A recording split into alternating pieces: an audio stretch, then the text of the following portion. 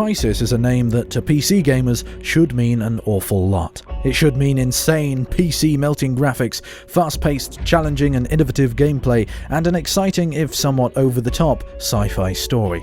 Some would say that Crysis 2 failed to deliver in some of those areas. It's not that it wasn't a great game, because it was, but it wasn't really what a lot of fans of the first game and its expansion Warhead were looking for.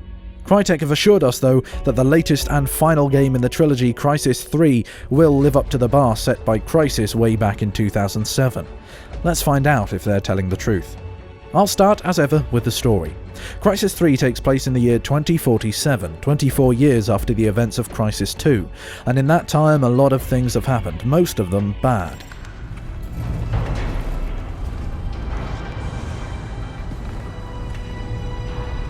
Welcome to New York, version 2.0.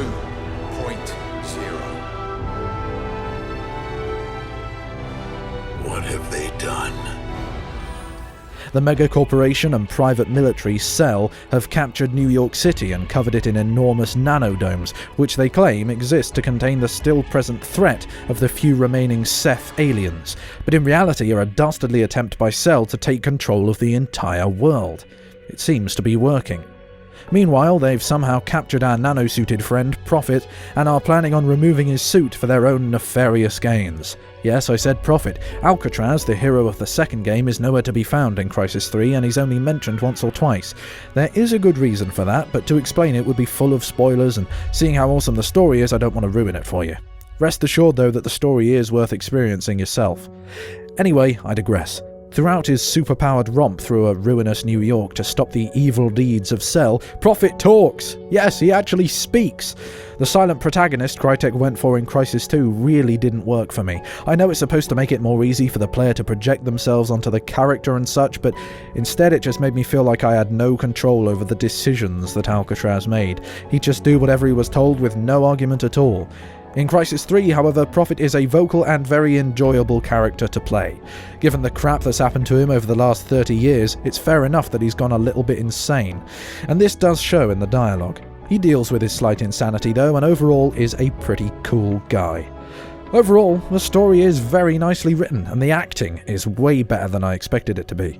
When I first found out that Psycho, who plays a major role in Crysis 3, would return from the original Crysis but with a different voice actor, I was sort of disappointed. I completely forgot about that disappointment playing Crysis 3 though. The acting and the writing is just that much better than the original. I've seen this. C.E.L.L. are toying with powers they can't begin to understand. Whatever they're doing, it's going to bring about the end of the world. We have to shut them down. Fucking right we do. Let's get moving. As far as I'm concerned, there's only one major problem with the story. It's too damn short. I only got 6 hours out of it, and that included nearly every optional objective.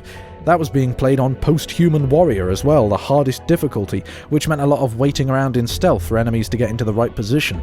I've heard many reports of people finishing it in around 5 hours, and that just isn't long enough. At that length, it feels more like an epilogue for the second game than a game in its own right. Nevertheless though, it's 5 to 6 hours of quality, and it's packed with awesome moments, both set pieces and just gameplay. On that note, let's talk gameplay. The game plays very similarly as you'd expect to Crysis 2. The guns mostly feel the same, which is excellent as Crysis 2 had some seriously good gunplay. The weapons in Crysis 3 sound awesome, look awesome, and feel awesome. I'd go so far as to say this is one of the best first-person shooters I've ever played in terms of how the weapons feel to use. The Nanosuit, which came under some considerable fire in Crysis 2 for being weaker in many ways than the Nanosuit in Crysis, is unfortunately much the same in Crysis 3. You can't jump as high nor run as fast as you could in Crysis, and that's a shame. They have fixed one major issue though, and that's sprinting. It no longer uses suit energy, thank God. That was one of the dumbest changes Crytek made between 1 and 2, and I'm glad to see it fixed. Crysis 3 also makes use of some pretty big maps, one of which spans over 2 kilometers. While it isn't as open world as the original, it's certainly less linear than Crysis 2, and you're left with plenty of different tactical options with almost every enemy encounter. I will say though that the only way to play it without dying every few minutes, at least on the hardest difficulty, Post-Human, is absolute stealth. That's made very easy though by the game's signature weapon, the Predator Bow. This will one-shot almost all standard enemies and uses no extra suit energy to fire when cloaked. Carbon lasers map that bow to your nanosuit. It has enough kinetic energy to stop a rhino dead. With interchangeable heads, you can drop an explosive charge on any target. And best of all, you stay cloaked. You like it now? I'm coming around. While this is a nice addition to the game, which looks and feels great, it did seem to make even the hardest difficulty a little too easy. I wouldn't go so far as to say it's the game breaker some have claimed it to be, but a small nerf wouldn't hurt. I'm starting to waffle, so I think that'll do for single player. All you need to know is that it's a short burst of great entertainment with plenty of improvements over Crysis 2 and some replayability. How about multiplayer though? Is it worth playing? Yes, is the answer. It's fast-paced and damn fun. The various game modes offer a lot of different tactical uses for the Nanosuit. There's Hunter, in which 2 perma-cloaked Nanosuit users armed only with the Predator bow and 20 arrows go up against 12 C.E.L.L. operatives. C.E.L.L. guys who get killed turn into a Nanosuit Hunter. If even one C.E.L.L. guy survives, that team wins. The other new game mode is Spears. It's similar to Crysis, which was present in Crysis 2, but even faster paced. There are 3 alien spears at permanent positions on the map. Team ownership of each spear earns you points, and the first team to 100 points wins. This is nearly tied with Crysis as my favourite game mode. It's great fun. Then you've got the game modes that also appeared in Crysis 2. Assault, Capture the Relay, Crash Site, Extraction, Deathmatch and Team Deathmatch. It's all fairly standard affair, based around capturing and holding locations or objects, or just straight up killing other players. But with the abilities of the Nanosuit, the awesome gunplay and the super powerful alien weapons scattered about every one of the brilliant maps, you've got a multiplayer game that's at the very least above average. It's damn good fun. Unfortunately, I've already encountered at least 2 hackers or aimbotters in my time playing, and it's only been out a few days. This isn't boding well. Crytek did promise that they fixed the hacking and cheating, which was a big problem for Crysis 2's multiplayer. I hope they stick to their word and sort it out. It's not a major problem at the moment though, it's just a little annoying. That's about all there is to say about multiplayer. It's much like Crysis 2's, with a couple new game modes, some improved mechanics and less hackers, at least for now. So, this being a PC-only review, let's talk technicals. This game is absolutely, stunningly, amazingly, fantastically gorgeous. Seriously, it looks better than real life. It's beautiful. There are more graphics options here than there were in Crysis 2, which I like to see. It also implements Nvidia's new TXAA anti-aliasing technology, which I really like. Those of you who've seen my previous reviews for Gaming Dragons will remember that I was still running an over 2-year-old GTX 460. Well, Crysis 3 is the game that finally persuaded me to upgrade.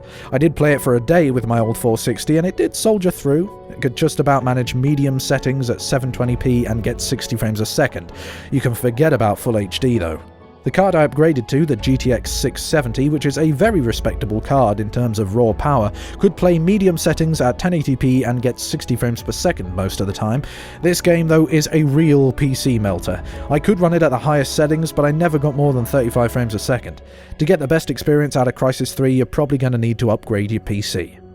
If there's one thing that really surprised me about this game, it's the animation, especially facial animation. It really is amazing and isn't getting as much praise as I think it deserves. I mean, look at this.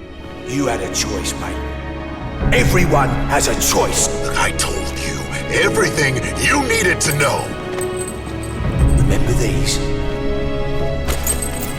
All the men who died under your command because you were just following orders. Because you had no choice. Just like her. Psycho. No, mate.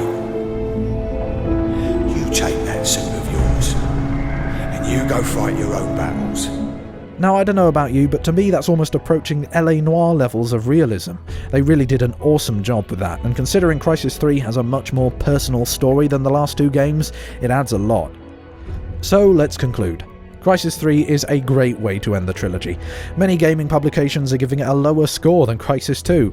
While I don't really do numerical scores, I'd really disagree. In my opinion, and apart from the length of course, Crysis 3 is a better game than 2 in almost every way. If you've played and enjoyed the last 2 games, there's absolutely no reason for you not to pick this up. For those of you who have never played the series before, I'd recommend it to you as well. It's an excellent sci-fi shooter in its own right. You can get your copy of Crysis 3 from ugkeys.com.